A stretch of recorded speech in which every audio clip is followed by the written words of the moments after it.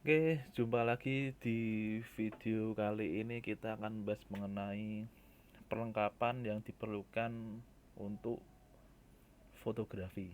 Ya, equipment apa saja. Nah, kita tidak bahas semuanya, kita bahas yang primer saja. Jadi ada seorang ahli fotografi, namanya Enhas. Dia ngomong ini, hanya ada kamu dan kameramu. Ya, batasannya dalam fotografi adalah, perhatikan ini, batasannya hanyalah dirimu sendiri. Ya, jadi batasannya bukan pada alat yang kamu miliki. Batasannya bukan ada pada model yang kalian miliki, uang yang kalian miliki untuk pengadaan peralatan. Tapi dalam fotografi batasannya adalah apa yang kita lihat, itulah yang akan kita menjadi. Maksudnya apa? Kita mau seperti apa? Ya, kita mau menjadi seperti apa, itulah yang akan kita inginkan. Ya, jadi bukan masalah model uang, model kamera, enggak. Nah, jadi sebagus apapun kamera, nanti kita lihat bagaimana hasilnya. Nah, jadi seperti sudah pernah kita bahas, fotografi merupakan pekerjaan seni. Ya. Nah, banyak orang yang senang fotografi, ya, kemudian kecanduannya itu malah ke peralatan fotografi, bukan ke cara mengambil gambarnya, mencari objek gambar, tidak, tapi malah kecanduannya ke peralatan fotografi. Apakah itu salah? Nah, tidak sepenuhnya benar, ya. Nah, di karena banyaknya kamera yang beredar, banyak orang kesulitan memilih kamera mana yang cocok. Nah, kalau yang orang yang benar-benar kecanduan, maka dia tidak segan-segan, satu tas besar isinya hanya peralatan kamera saja, tidak masalah. Tapi bagaimana kalau orang yang, ya, fotografi cuma sebatas have fun saja, ya, yang penting senang, tidak terlalu ribet, nah, hasilnya bagus. Ada orang yang seperti itu. Kalau orang seperti itu tidak mau membawa tas yang berat, isinya hanya kamera saja, tidak mau. Ya, maka dari itu kita akan membahas pemilihan kamera sesuai kebutuhan. Tentunya akan kebutuhan fotografi. Nah, jadi kamera itu hanyalah alat, tool. Nah, seperti bahasa pemrograman, itu hanya alat untuk membuat foto. Dan kalau kita lihat sejarahnya, munculnya fotografi itu kan untuk membantu mempermudah pelukisan gambar. Jadi sebelum ada foto, belum ada kamera, kalau mau memotret sesuatu itu menggunakannya lukisan. Nah, banyak pelukis-pelukis, tapi tentunya pelukis itu kan memerlukan waktu, ya, tidak bisa cepat. Oleh karena itu, ternyata fotografi, ya, kamera, dan sering terus berevolusi itu membuat nilai bisnis bertambah. Nah, tapi ini yang perlu kita garis bawahi, meskipun mempunyai kamera yang paling hebat di muka bumi, yang harganya 50 juta lebih, itu tidak akan seketika mengubah kita menjadi fotografer yang hebat. Jadi jangan berpikir, wah, supaya fotonya bagus ya deh cari kamera yang mahal 100 juta misalkan dengan lensanya. Tapi itu tidak langsung membuat fotonya jadi menarik.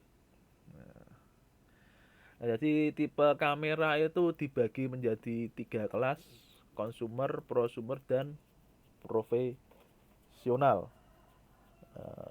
masuk yang kamera consumer dulu ya. Kamera consumer ya ini hanya sebatas have fun saja lah.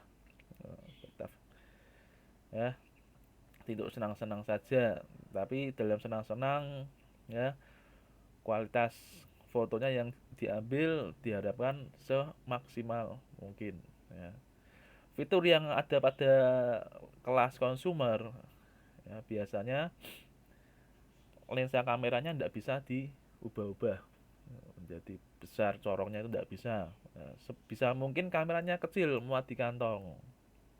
Nah, tapi ada kekurangannya ada lag, jeda ketika dipencet tombol shutter. Jadi dipencet sekarang, kepencetnya gambarnya keambilnya kapan ya, jadi ada jeda. Dan itu yang menimbulkan rawan kehilangan momen-momen yang spesial, kehilangan momen. Kemudian pertimbangan di kelas consumer ini ya tadi sudah lag time, kemudian prosesor kameranya itu yang rendah. Nah, kalau di komputer ya kelasnya kelas Celeron ya, atau Intel Atom. Karena terbatasnya prosesor kamera nanti hubungannya dengan pemrosesan datanya, fotonya. Maka foto yang diproses tidak bisa, kualitasnya tidak bisa bagus dan ukuran filenya pasti kecil, banyak noise dan pixelnya tidak bisa besar-besar, karena semakin besar kualitas gambar maka semakin baik, maka semakin besar ukuran file dan pixelnya, dan itu hubungannya dengan prosesor kamera karena consumer ini kelas budget ya, sehemat mungkin kalau bisa. Kemudian level prosumer ini kelas menengah ya. Kelas menengah ini ada beberapa fitur yang menarik. Ya, ini contohnya ya. Kelas prosumer. Prosesornya lebih cepat. Ya, lebih cepat ya.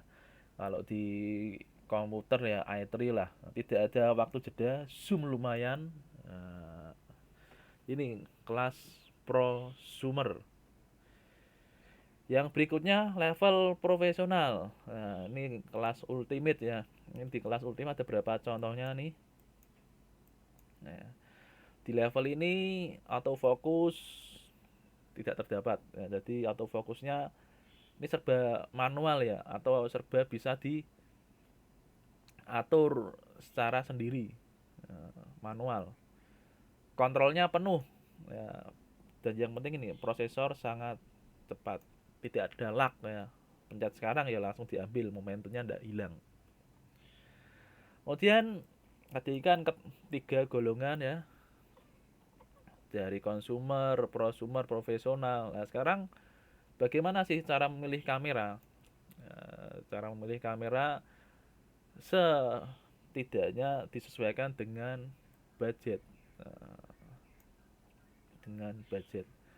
Misalkan nih kalau yang mau have fun saja kelas consumer, oh tapi pengennya yang prosesornya tinggi ya, tentunya harganya pasti akan mahal sekali, mahal kecil, bentuknya kecil. Nah,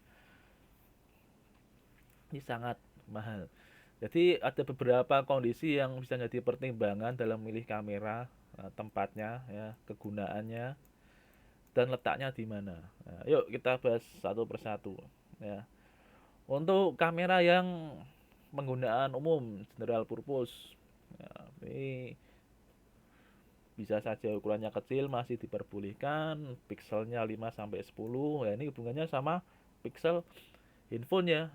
Pixel handphone setidaknya kamera depan handphone 8 megapiksel, belakangnya 13, biasanya seperti itu.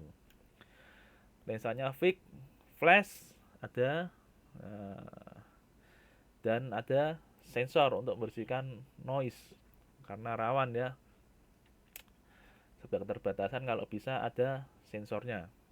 Kemudian Untuk kebutuhan sport olahraga, ya, ini mau ndak bisa ditawar ini. Prosesornya harus cepat dan memorinya juga cepat nih.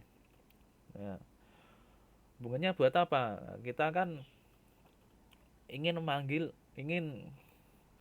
mengambil foto ya saat momentum itu juga. Bayangkan kalau misalnya memfoto di balap motor atau balap Formula One, nah, prosesnya tidak cepat, waktu kita memfoto ya, waktu di tikungan misalkan, nah, ketika dipencet prosesornya memprosesnya lama, nah, yang diambil ternyata bukan pada waktu di tikungan tapi sudah di trek lurus, nah, momentumnya ketinggalan. Yang berikutnya untuk jalan-jalan nih ya, healing travel, ukurannya jelas kecil kan, enggak mungkin toh kita travel bawanya ukuran yang besar ya, yang kerantil gitu enggak enak dan tahan terhadap perubahan cuaca. Kemudian hampir mirip dengan yang untuk outdoor ya, untuk yang outdoor ya, untuk yang outdoor setidaknya ada ini, tahan terhadap perubahan cuaca dan zoomnya lumayan besar ini. Lebih besar. Ini fungsinya buat apa? Misalkan kita sedang di gunung, nah, di lerengnya kita mau motret gunung atau dari jauh memotret puncak gunung, nah, zoomnya harus besar. Oke, yang berikutnya untuk pernikahan. Nah, pernikahan jelas pikselnya harus besar, nah, dan ada eksternal flash, lampu tambahan. Gunanya untuk apa? Supaya faktor pencahayaan yang kurang bisa diatasi. Ya. Oke, kira-kira gitu saja materi hari ini, pemilihan equipment, peralatan yang diperlukan untuk fotografi. Oke, kurang lebihnya mohon maaf dan jangan lupa untuk happy coding.